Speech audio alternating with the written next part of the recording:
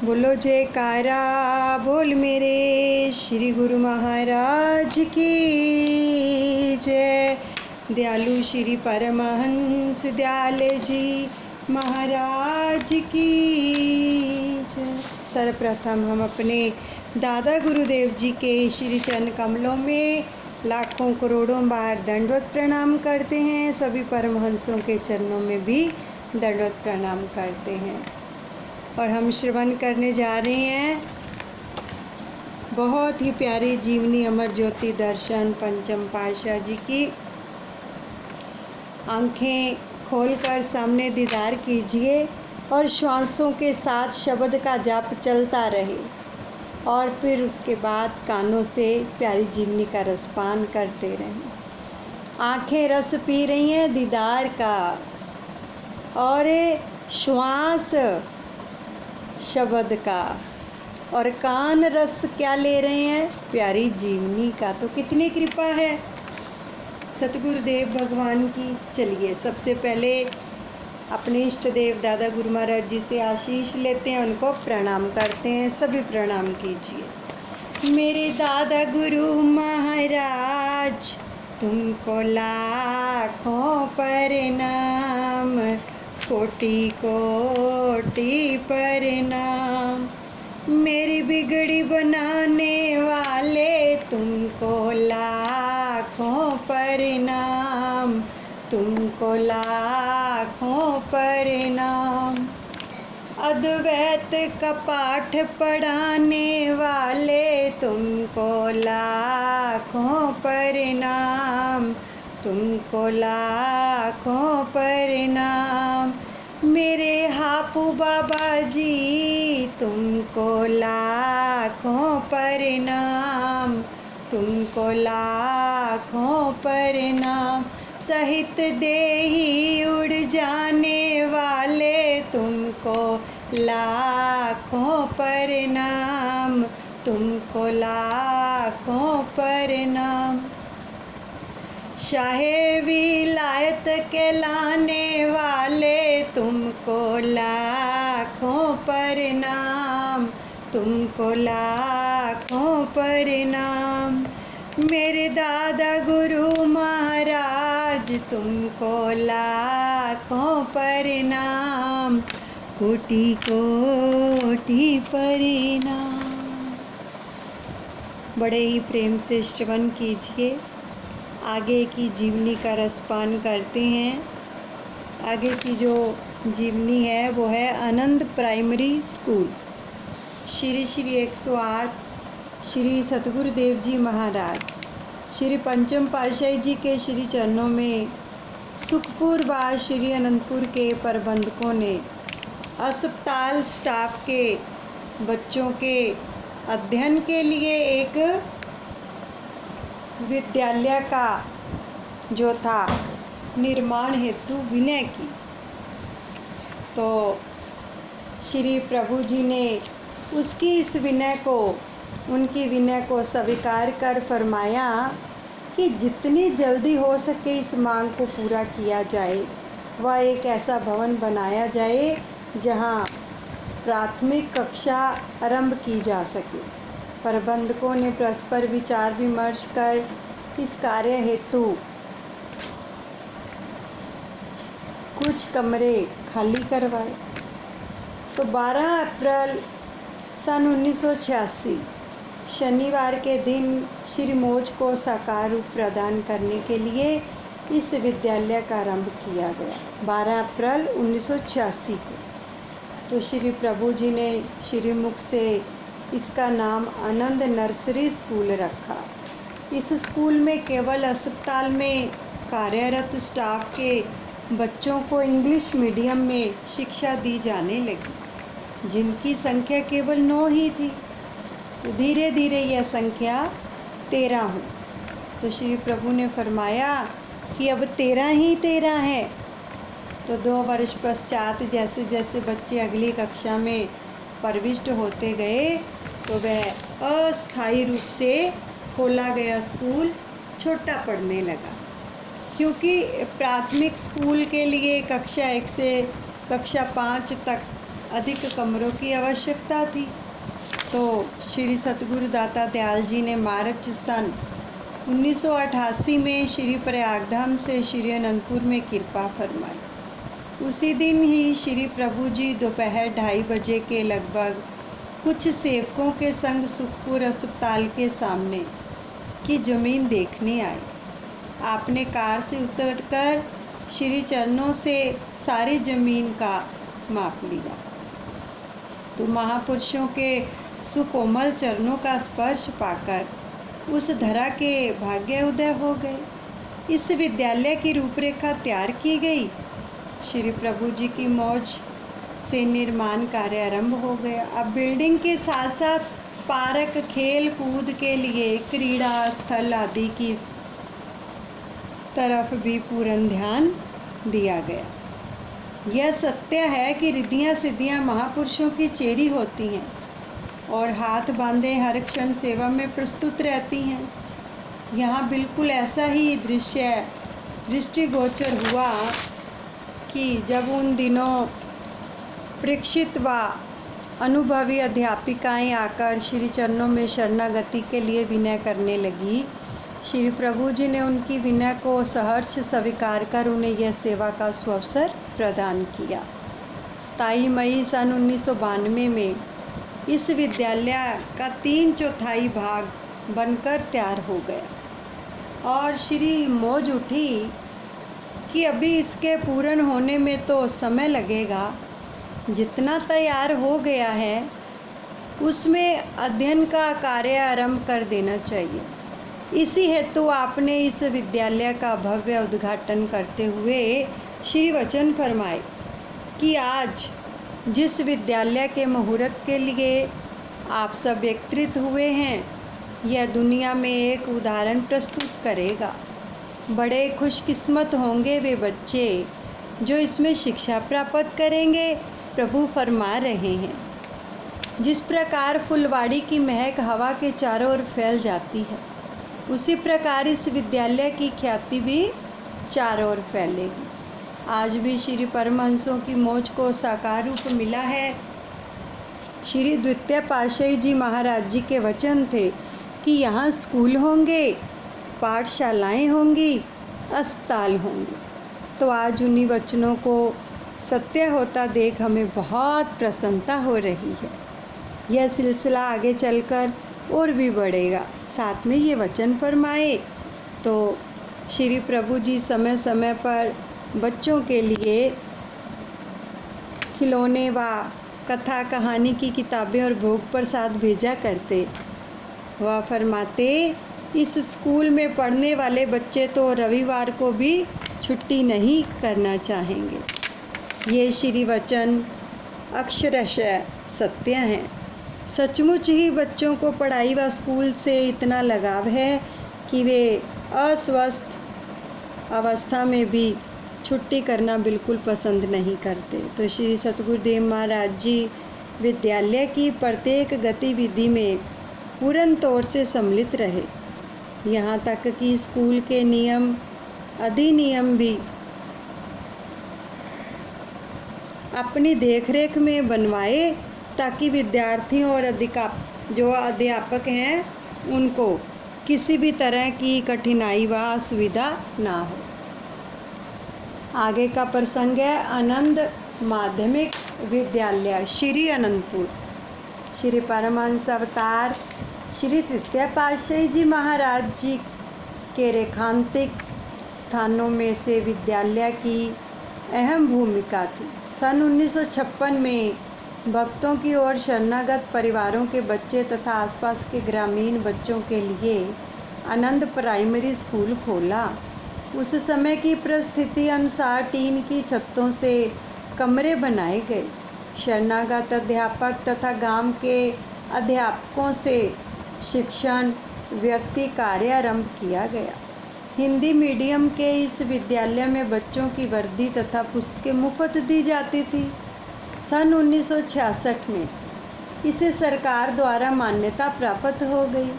तो यह महापुरुषों की साकार मौज का एक अंग बन गया। तो सन 1970 में श्री सतगुरु दाता दयाल श्री पंचम पातशाही जी इसे पक्के भवन के रूप में परिवर्तित करवाया। तो विद्यालय की प्रत्येक आवश्यकता को नए ढंग में रूपांतरित करके इसे नवीनता प्रदान की गई। बड़े बड़े खेल के मैदान और बगीचे बनवाए। वर्दी तथा पुस्तकें पहले की भांति ही मुफ्त दी जाने लगी। सन 1975 में आपने इसे 8वीं कक्षा तक बढ़ा दिया। तो बच्चों से बागवानी का कार्य करवाकर उन्हें सामान्य ज्ञान का बोध कराया जाता है। वर्तमान समय यह शिक्षा के उच्च आदर्श को स्थापित करता हुआ ग्रामीण बच्चों के लिए विशेष उपलब्धि है। ग्रामीण बच्चों की सुविधा हेतु सन 2001 में यहाँ हिंदी मीडियम स्कूल भी खोला गया, जिसका नाम आनंद प्राथमिक विद्यालय रखा गया।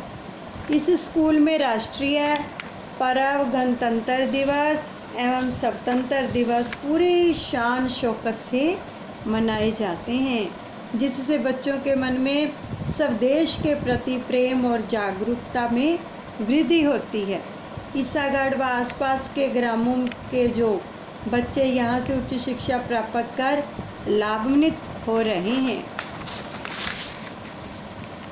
आपके श्री चरणों में सत्संगी महात्मा जन सत्संग आश्रम पर होने वाली कई वार्ताएं विनय करते, तो आप उन्हें ध्यानपूर्वक सुनते और उन्हें क्या समुचित उत्तर दिया जाता इस विषय में सब जानकारी लेते।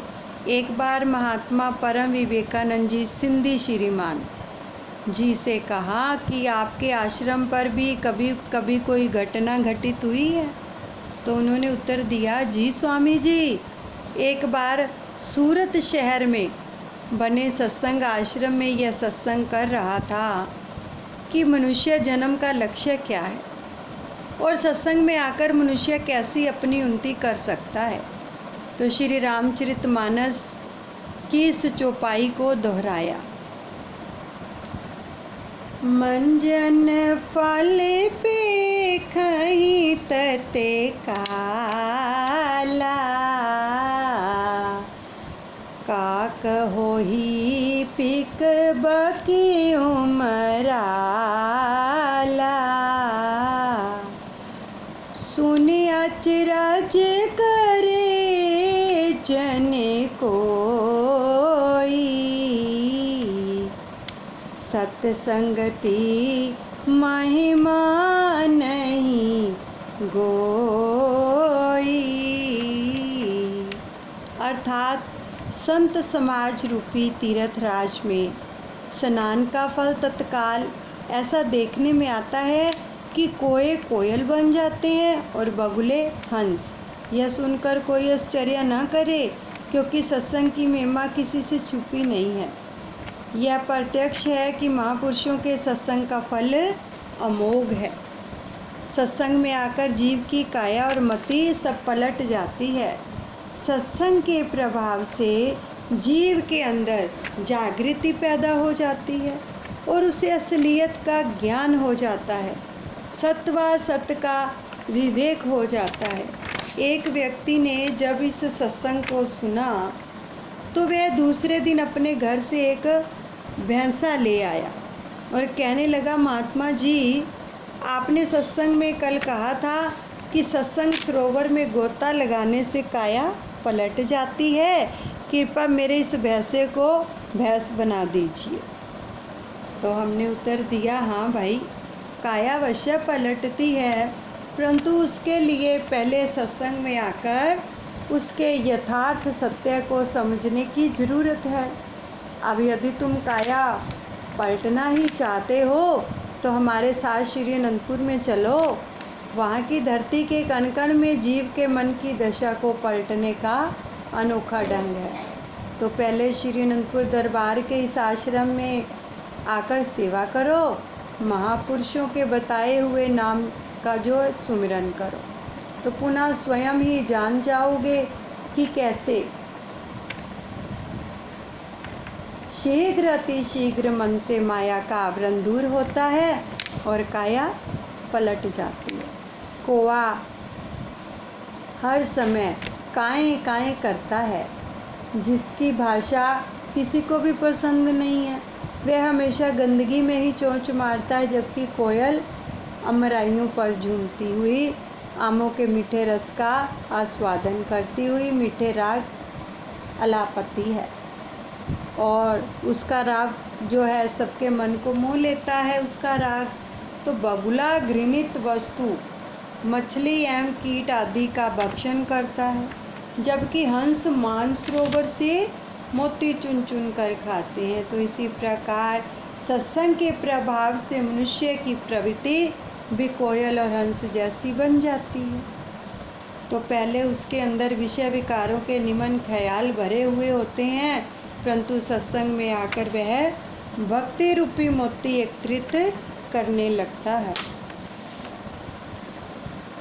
प्रभु, उस व्यक्ति पर इस सत्संग का ऐसा अद्भुत प्रभाव पड़ा कि वह नित्य प्रति आश्रम में आकर झाड़ू लगाता और वह अन्य जो भी सेवा उसे मिलती वह उसे बहुत श्रद्धा भाव से करने लगा। यह वृत्तांत सुनाकर महात्मा जी ने श्री चरणों में शीश झुकाया और महाप्रभु जी ने उन्हें आशीर्वाद प्रदान किया। कुछ समय के पश्चात वह व्यक्ति महात्मा जी के साथ पर श्री अनंतपुर में आया और श्री अनंतपुर की धूली ने उसके अंतर मन में ऐसी ज्ञान की रोशनी भर दी कि उसके अंदर एक नया एहसास, नई स्फूर्ति उत्पन्न हो गई। थोड़ी देर पश्चात वह श्री दर्शन हेतु हाल कमरे में पहुंचा, तो वहां बैठे महात्मा जन एवं गुरुमुख जो थे, उनके चेहरे उसके दिल दर्पण में एक विशेष भक्ति का प्रतिबिंब बनकर उतर गए। श्री सतगुरुदेव महाराज जी के तेजोमयी नुरानी श्री दर्शन करते ही उसकी अंतरात्मा दिव्य आनंद के महासागर में डुबकियां लगाने लगी। सत्संग प्रवचनों ने ऐसा तो जैसे उसके जन्म के बंद कपाट खोल दिए। अभी दर्शन कीजिए, कितने सुंदर दर्शन हो रहे हैं। तो सत्संग की समाप्ति के पश्चात वह जब माथा टेकने श्री चरणों में उपस्थित हुआ, तो आपने सहज ही फरमाया कि आओ भगत जी, क्या हाल है। उसने क्षमा मांगते हुए विनय की, प्रभु सचमुच ही आपने हम अज्ञानी जीवों के कल्याण के लिए हर जगह सत्संग आश्रम बना दिए हैं। महापुरुषों के उपकारों का ऋण नहीं चुकाया जा सकता। यहाँ आकर जो आत्मिक सुख मिलता है, उसकी महक से अंतर मन जो है प्रफुल्लित हो जाता है, जीव की काया भी पलट जाती है। तो यहाँ के शांतमय वातावरण में आकर पुनः बाहर जाने को मन ही नहीं करता। यह मेरी अज्ञानता और भूल थी, जो मैंने भैंसा लाकर उसे भैंस बनाने के लिए महात्मा जी को कहा, साथ में ये भी बोल दिया। तो श्री प्रभु जी ने महात्मा जी से उस भगत के विषय में सारा वृत्तांत पूछा और श्री वचन हुए, भगत जी, यह सब सत्संग की महिमा का प्रताप है। जीव के कई जन्मों के पुण्य एकत्रित होने पर उसे सत्संग की प्राप्ति होती है। माया का पर्दा दूर हो जाता है, परंतु असलियत का ज्ञान होने पर जीव स्वयं ही सत्य को अनुभव करने लगता है। बताओ अब तुम्हें क्या चाहिए। तो उसने पुनः विनय की, महाराज जी, मेरी बुद्धि सीमित है। जिस वस्तु को प्राप्त कर सच्चा लाभ मिल सके, मुझे कृपा करके वही प्रदान कीजिए। तो श्री प्रभु ने मुस्कुराते हुए उसे आशीर्वाद दिया।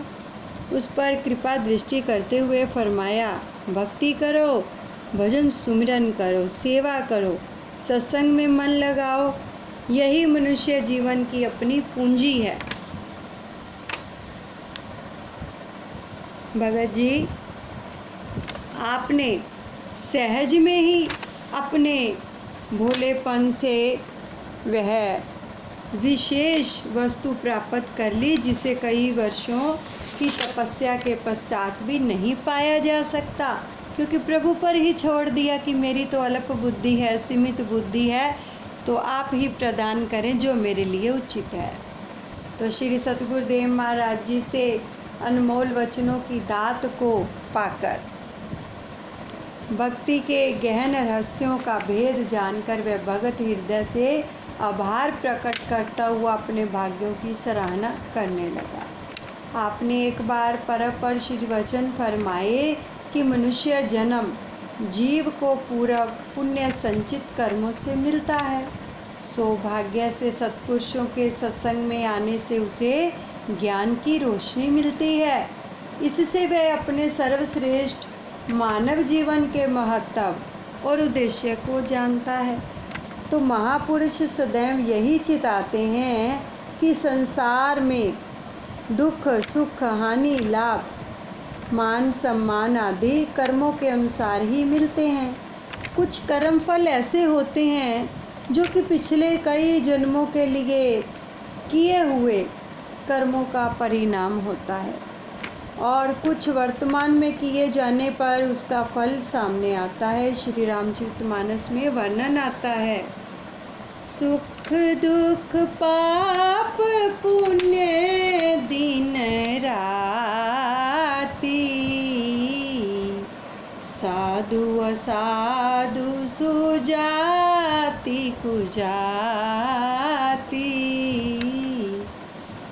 जिस प्रकार दुख सुख पाप पुण्य दिन रात, साधु असाधु सुजाति कुजाति आदि ये सभी पदार्थ ब्रह्मा की सृष्टि में हैं, वेद शास्त्रों ने उनके गुण दोषों का विभाग कर दिया है। महापुरुषों के सत्संग में आकर इंसान को विवेक बुद्धि प्राप्त हो जाती है, जिससे वह आदि व्याधि उपाधि अर्थात शारीरिक एवं मानसिक विकारों के रोगों को ज्ञान की धार से काटने का प्रयास करता है। अत्यधिक दुखदायी वेदना उसे विचलित नहीं कर पाती। वह नाम सुमिरन और श्री वचनों का स्मरण करता हुआ सहज ही उसको सहन कर लेता है। तभी तो कहा जाता है कि महापुरुष सूली का कांटा बना देते हैं।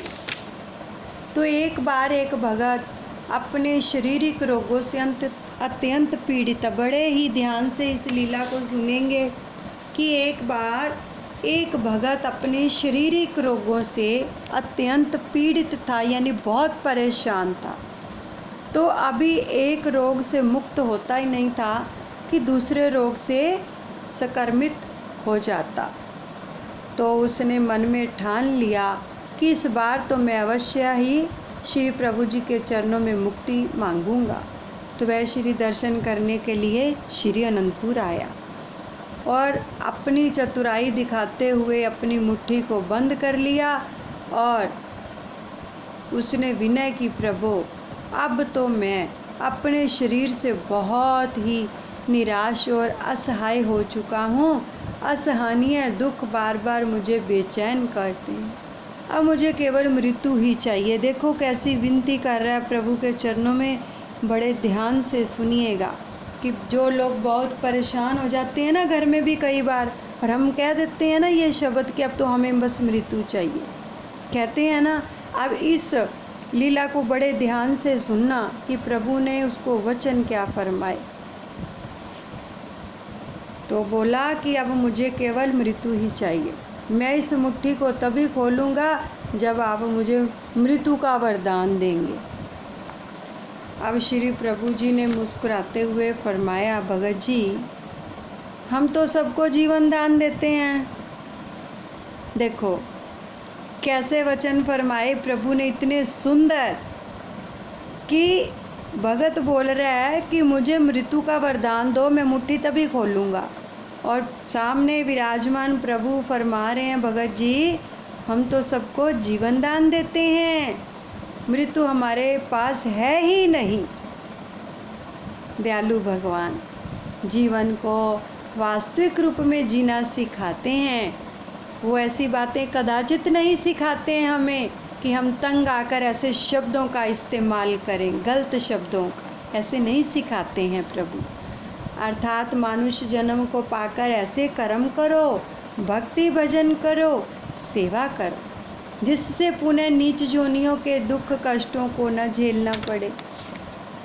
पहले भी जीव जो है निम्न योनियों में भटक कर दुख झेल कर आया है। ऐसे थोड़ी मनुष्य जन्म मिला है, पता नहीं पिछले जन्म में कौन कौन सी हम जूनियाँ भुगत के आए हैं।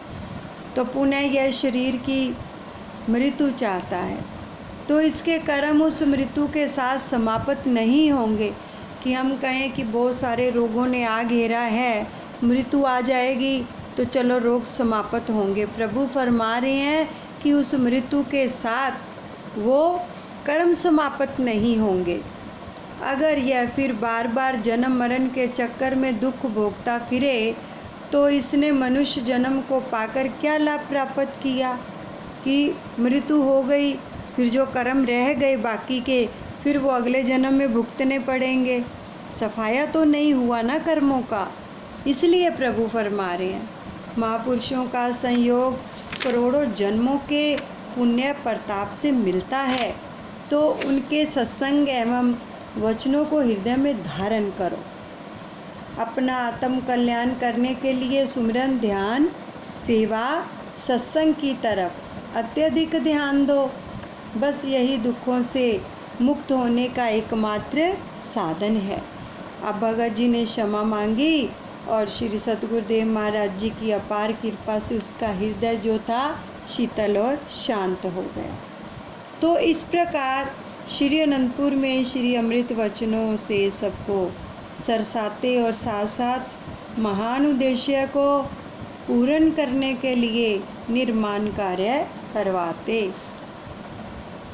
श्री अनंतपुर दरबार की महामहिमा अब देश देशांतरों में फैल चुकी थी। रूहानियत और भक्ति का यह महान केंद्र संपूर्ण विश्व में विख्यात हो गया। महापुरुषों की अनमोल एवं दिव्य वाणियों से जगत में सर्वत्र ज्ञान का आलोक भर गया। इस दरबार की महिमा को सुनकर लोग दूर दूर से यहाँ आध्यात्मिक लाभ प्राप्त करने हेतु आने लगे। महापुरुषों के अलौकिक एवं नूरानी दर्शनों का लाभ उठाकर अपने धन्य धन्य भाग मनाने लगे। श्री दरबार की बढ़ती हुई महिमा को सुनकर सन 1977 में लोक सभा स्पीकर श्री बलराम जाखड़ जी भी श्री दर्शन हेतु श्री अनंतपुर में आए।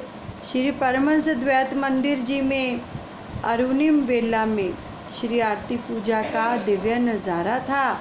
श्री प्रभु जी के जो दाईं बाईं और सन्यासी वस्त्रों में महात्मा जन व बाई जन बैठे थे और सामने सफ़ेद वस्त्र धारण कर सभी भगत व भक्त्यानियाँ अपनी अपनी तरफ बैठकर श्री दर्शन अमृत रस का पान करते हुए भाव विभोर हो श्री आरती पूजा के पद गायन कर रहे थे।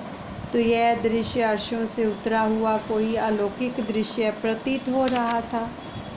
आनंद से भरे इस वातावरण में जाखड़ जी भी अपनी सुध बुध भुलाकर तन्मयता से श्री दर्शनों का आनंद उठा रहे थे। आत्मा भक्ति रस का आस्वादन कर तृप्त हो रही थी। तो श्री आरती पूजा के कार्यक्रम के पश्चात उनकी भेंट कुछ महात्मा जनों से हुई जो सेवा में संलग्न थे। तो उन्होंने एक महात्मा जी से पूछा कि आप इतनी तत्परता से सेवा में जुटे हुए हैं, क्या आपको कोई वेतन भी मिलता है? उनमें से एक महात्मा जी ने कहा, इस दरबार में निष्काम कर्म योग का पाठ पढ़ाया जाता है। हम सब यहाँ पर निष्काम सेवा करते हैं। हमें जो वेतन मिलता है वह दुनिया में किसी को भी नहीं मिलता होगा। ये उन्होंने महात्मा जी ने फरमाया। हमें भक्ति की वह बहुमूल्य अनमोल संपदा मिलती है जिसकी तुलना में त्रैलोकी की सभी वस्तुएं तुच्छ हैं। ना ही हमारे दिल में उन वस्तुओं की चाहना है जिसको सत्वा दायमी वस्तु की प्राप्ति हो जाए तो वह भला क्यों कर असत्य वस्तुओं की चाहना करेगा। तो उनके इस प्रकार के भक्ति से पूर्ण विचारों को सुनकर वे बहुत प्रभावित हुए और श्री दरबार की भूरी भूरी प्रशंसा करने लगे। श्री अनंतपुर का काम निपटाकर वे सुखपुर अस्पताल में पहुँचे। अब सुखपुर में सेवा करने वाले डॉक्टरों और नर्सों के प्रसन्नचित्त चेहरे और उनके द्वारा रोगियों के साथ किए जाने वाले सद्व्यवहार को देखकर वे आश्चर्यचकित रह गए। प्रसन्न मुद्रा में उन्होंने एक मरीज से पूछा, यहाँ तुम्हें कोई कष्ट या कठिनाई तो नहीं होती? तुम्हारी देख रेख किस प्रकार की जाती है? उसने उत्तर दिया, श्रीमान, हमारा इस ढंग से उपचार किया जाता है कि हमें बहुत जल्दी ही यहाँ से छुट्टी मिल जाती है। तो उन्होंने कहा, मैं कुछ समझा नहीं, इसका क्या अर्थ है? उस रोगी ने उत्तर दिया कि यहाँ पर हमारी सेवा व देख रेख बहुत हित चित्त से की जाती है, जिससे हम बहुत जल्दी स्वस्थ हो जाते हैं। तो यह सुनकर उन्होंने कहा कि हमने निष्काम सेवा का अगर कोई मूर्तिमान आदर्श देखा है तो यहाँ श्री अनंतपुर और सुखपुर में ही देखा है, और अति प्रसन्न हो वापस लौट आए। तो महाप्रभु जी ने निष्काम सेवा का पाठ पढ़ाते हुए सेवकों के दिलों में दिन प्रतिदिन सेवा की लगन को सुदृढ़ करने के लिए कई विभागों की स्थापना करके सेवा के अथाह भंडार खोल दिए। यहाँ आनंद प्रिंटिंग प्रेस विभाग का वर्णन दिया जा रहा है। आगे जो प्रसंग आएगा वो आनंद प्रिंटिंग प्रेस है। यहीं पर हम सत्संग को विश्राम देते हैं और अपने दादा गुरुदेव के चरणों में समर्पण करते हैं। अनुचित क्षमा करें। बोलो जयकारा बोल मेरे श्री गुरु महाराज की जय। श्री परमहंस दयाल जी महाराज की जय।